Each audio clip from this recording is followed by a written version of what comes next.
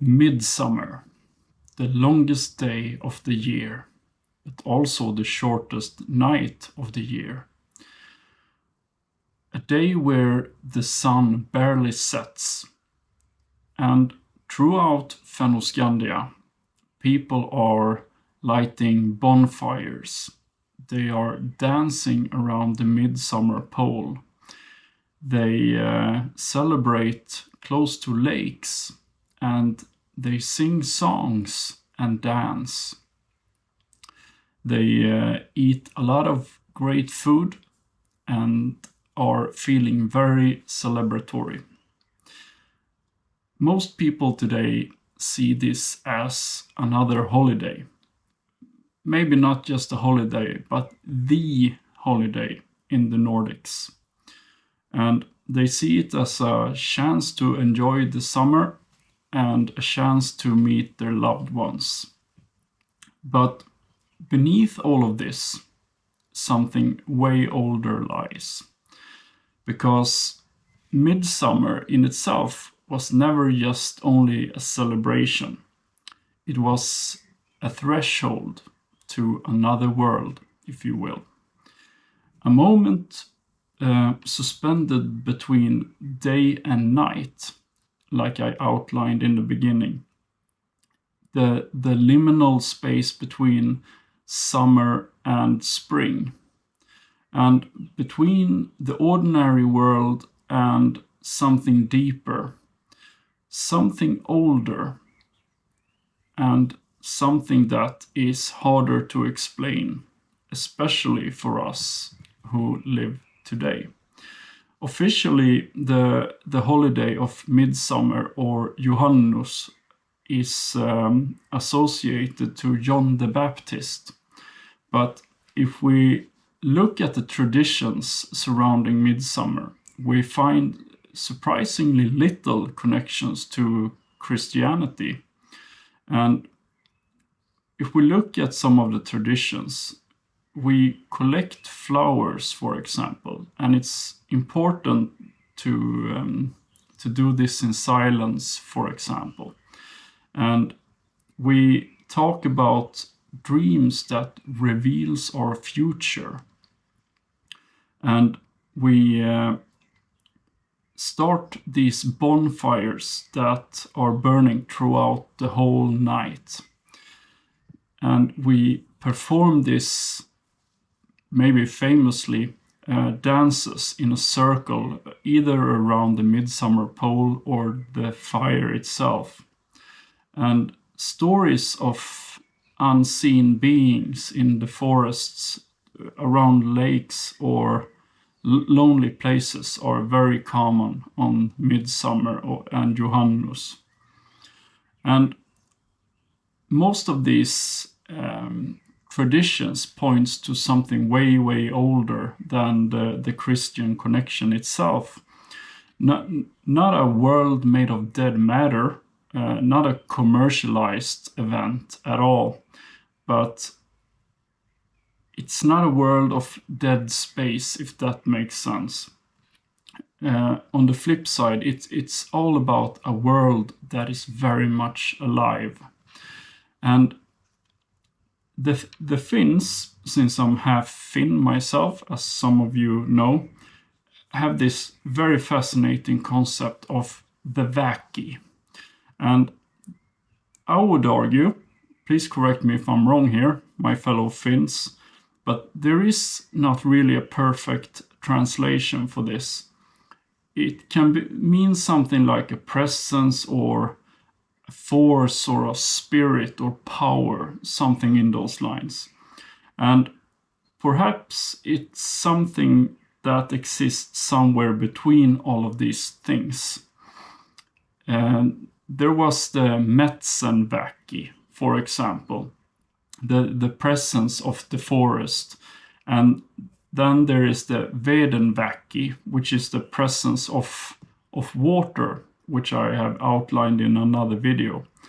But the landscape itself understood to contain something more than could be seen in the everyday life.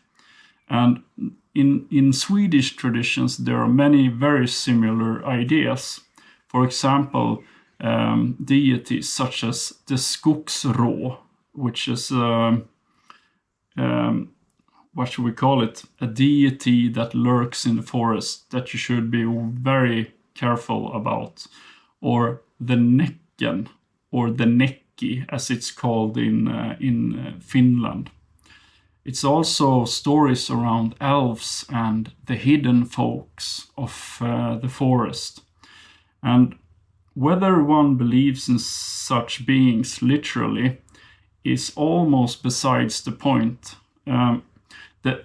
What really matters here is what our ancestors experienced when they inhabited the forests and the rural areas back in the day, and that they did not see these places as dead matter, but very alive, so to speak. And they looked at the forest. It was not just a place with timber in it. It was a place that was alive, and the water was not merely water. It carried characteristics and had a will of its own, a presence and a meaning. And certain places carried certain powers and capabilities. And perhaps certain moments in time carried these or enhanced these powers a bit extra. Midsummer appears again and again in the folklore of Fennoscandia as one of these pivotal moments of the year. And it's oftentimes described as a liminal moment, a threshold. And the sun just barely hangs on to the horizon. It's a sight for sore eyes, I can tell you, if you have not experienced it. And the sun refuses to disappear completely, and darkness never really occurs during this particular point in time. And the normal world somewhat starts to blur a bit. And throughout human history, these in-between spaces has always fascinated us. No matter where you look in mythology and folklore, these particular moments in time has always been very interesting and important to the human race. Not fully one thing and not fully another, but the in-between space. And it is often such spaces that carries these stories that we recognize in folklore. Stories of particular visions. We have in Norse mythology where some of the gods had visions with the vulva, for example. It's not impossible that these were during midsummer time, for example. But we have this stories of spirits as well, and stories of transformation, which is highly associated to the Skogsrå, for example, in Swedish folklore. The old belief was not necessarily that the other world all of a sudden appeared. It was more about the boundary between worlds becoming thinner. And one of the most famous examples of this exists up until this day. And there's a folklore or folk belief, I would say, that if you gather in silence, of course, 7 or 9 flowers, you have to do this in silence, and you place them carefully under your pillow. And then dream about the person you want to marry. That will become true someday. And in today's world, this might sound charming, which it is, at least according to me, and even perhaps a bit quiet, to be frank. But beneath all of this, something older lies, and it's an attempt to gain knowledge through symbols. And you can gain this through dreams or through your intuition, or rather than logic, which is the building blocks of modern society today. And it's a form of divination, if you will. A reminder that our ancestors did not separate the visible world from the invisible, so to speak. Sorry about that. As sharply as we do today. The role of fire needs to be examined a bit here as well, because particularly in Finland, this is a thing. The great Juhannuskukko rather, still burns every year around Midsummer. Most of the times besides lakes and coastlines. And the name of Juhannuskukko basically translates to midsummer bonfire, or the bonfire of Juhannus. But these fires are not just ornaments, even though it's very awesome to have a big bonfire besides a black lake at night. They were not just ornaments, but they were illuminated the landscapes in this liminal time where the light it's not pitch black, but it's not light. In this in-between moment in time, they also gather their community together. And it was believed that this fire and the collection of your community around this fire protected against misfortune and unwanted forces coming into your community, such as the various types of väkis and deities. So in many religions, we can see this throughout human history, actually. The brighter the fire burned, the greater the prosperity and the good fortune was believed to bring. So these are very, very, very old traditions. And fire, in a way, marks transitions.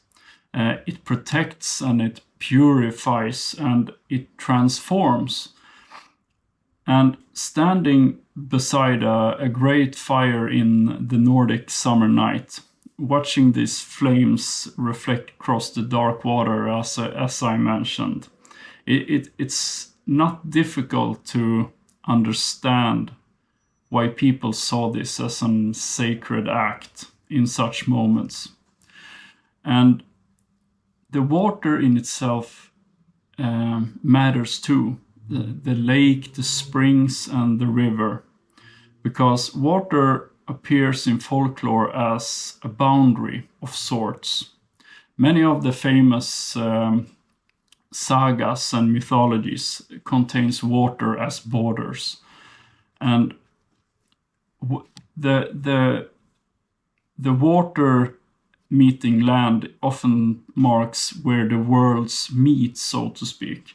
Perhaps that's why so many burn these fires on the shoreline, so to speak.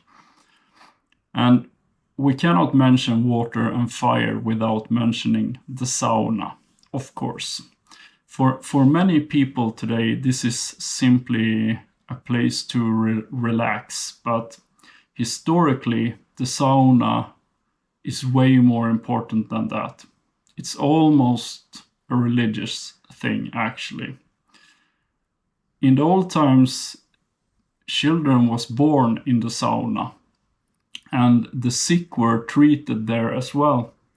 And the dead were washed in the sauna with plenty of leirlö, but it was one of the most cleanest places and most respected places in the community. And this is particularly in Finland, of course, but also in some parts of Sweden.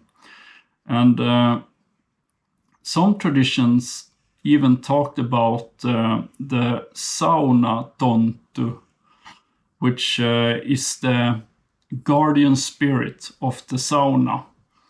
So this was not merely a room in your whereabouts. This was a threshold place, a place of cleansing and reflection, and also transition. And perhaps it's not a coincidence that Juhannus remains inseparable from the ritual of entering the heat and stepping into the steam and emerging once more before plunging into the cold water and in the lake beneath the midnight sky. And this combination of fire and water and steam, these three elements has shaped the Nordic renewal for centuries. So when you talk to especially a Finn, you don't mock the sauna, then you're in trouble, I would say. So if we look in Sweden, the symbol, the centerpiece of Midsummer in Sweden is, of course, the Midsummer pole, which I have a miniature of here. If the fire is synonymous with the celebrations of Midsummer or Juhannus in Finland, the Midsummer pole is the centerpiece in Sweden. And I would say that these two are two different expressions of the same impulse, so to speak, to mark the turning of the year.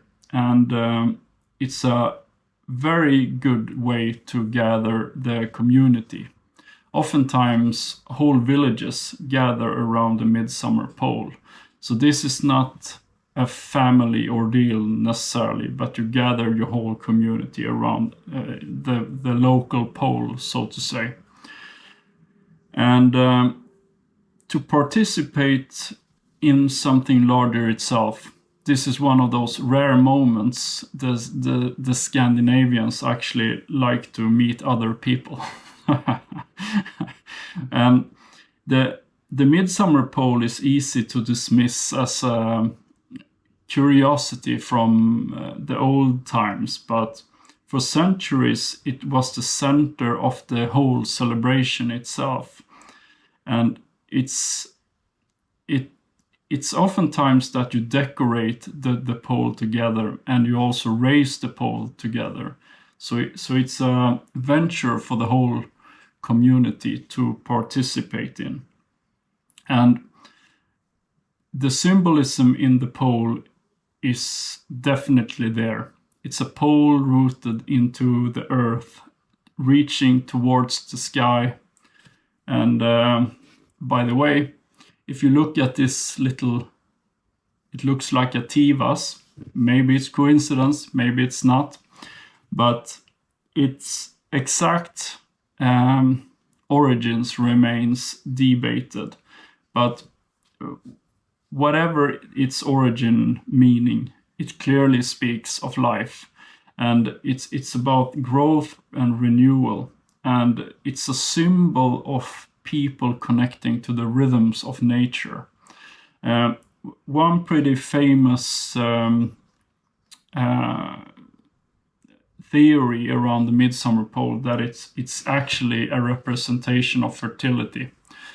You have it's basically a large phallus. You have the shaft here and the donuts there. I leave the rest up for your imagination. And it's put in that way because the donuts are higher up, so it's basically impregnating Earth itself, making it very, very animistic, but also very, pagan itself. And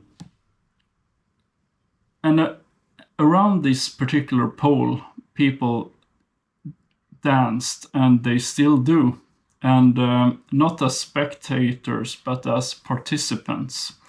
And I think that this distinction kind of matters, because the movement itself changes us. It, just like the rhythms and the music changes us. And for a brief moment in time, in Midsummer, you are no longer an individual, you could say. You're part of something bigger, larger than yourself, one might say. And all of a sudden, the village becomes one body. You're a part of something larger. And the celebration itself becomes something greater than the people within it, if that makes sense. And we cannot talk about Midsummer or Juhannus without mentioning alcohol. Because alcohol is not simply about recreation when it comes to Midsummer and the traditions. It's rather a part of humanity's ancient desire to step beyond the ordinary consciousness. It's oftentimes wine, beer, mead, and ritual drinks are consumed, sacred drinks are consumed to come closer to these liminal places. And Midsummer carries these same elements, so it makes sense that alcohol was a quite important, and still is, thing around Midsummer. And this is a day where people stay awake for a long time, and they speak more openly and dance more freely. They fall in love, and they take risks, crossing boundaries that are off borders in the ordinary life. For one night, people feel that they can loosen the grip on the everyday grind, if that makes sense. And I would say that this is probably one of the reasons why these celebrations are so important to the Fennoscandians up until this day, actually. But if we take a step back and look at the entirety of itself, we have the flowers and the dreams and the Juhannus kukko. We have the lakes, the sauna, the midsummer pole, the dancing, the drinking, the stories of Näcken and the deities, about the Skogsrå, Tapio in the forest, the hidden folk. The list goes on. None of these traditions stand alone around the mythologies in Fennoscandia. They all point to the same direction in the end of the day. Midsummer was never about just celebrating the longest day of the year. It was a journey to the edge of the ordinary world, and a reminder that life contains more than schedules and planning and the everyday grind. It's more than the obligations and more than practical concerns. It's a reminder that human beings not only belong to the society, the modern society, what we call it today, but also to the lands, also to the seasons and the mysteries that surrounds the seasons and the lands.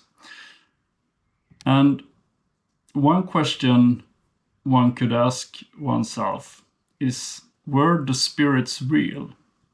Well, that depends, I guess, what we mean by real. But perhaps that is the wrong question altogether. The more interesting question is why generation after generation experienced and still does experience this night as very different to other nights. Why they gathered and why they danced and why they sang and lit the fires and why they sought through dreams. Why they watched the sun linger above the horizon. Perhaps they understood that something we have partly forgotten. Perhaps that human beings are not separate from nature. They are participants in it. I've talked about this many times. We tend to forget that our place is in nature. And there are moments when that truth becomes impossible to ignore. And I would argue that it's impossible to ignore that fact during Midsummer, especially. Today we can explain the solstice in a way that we couldn't 1,000 years ago. We can explain the movement of the earth. We can explain the chemistry of fire and the biology of the ecosystems and the forests. But yet, many people still feel that they stand beside a lake some nights and feel that they cannot really put their finger on, that there's something more to it than the science. When the air becomes still and when the last light refuses to leave the horizon, when the forest seems to watch in silence, that feeling is hard to put your finger on. Perhaps it's only imagination, or perhaps it's some kind of memory that awakens. Or perhaps there are still things about this world that will remain beyond our understanding. Things our ancestors also sensed, even if they described them differently. And the old stories spoke of the Näcken, the Skogsrå, and the hidden folks, and the spirits and the forests, and the water. But I do not know what those stories ultimately point towards, but perhaps our ancestors didn't either. But they approached the world with reverence and a sense that everything could not, or nor it should be, measured like we do today. Not everything could be owned, and not everything could be explained for that matter either. Maybe the world is exactly as modern people believe, or maybe it's stranger than we imagine. Either way, Midsummer invites us to step outside the ordinary for a brief moment in time, to leave that certainty behind for a moment, to sit beside the fire and to listen to the wind and watch the water and remember that we live in a world that is still capable of mystery. Maybe our ancestors did not believe the world became magic in Midsummer. Maybe they believed it was always magical, after all. And on certain nights, the veil between the known and the unknown grew thinner. And not enough to reveal the other world in its entirety, but enough to remind us that there is probably way more to this life than we know. Midsummer was the night when people remembered. And I suggest you use this Midsummer to remember for yourself. Okay, folks. Hope you enjoyed my little venture into Midsummer and Juhannus. And if you made it to this, I think, record-long video, I salute you. Have a lovely midsummer, and I'll talk to you later. Tyrdom out.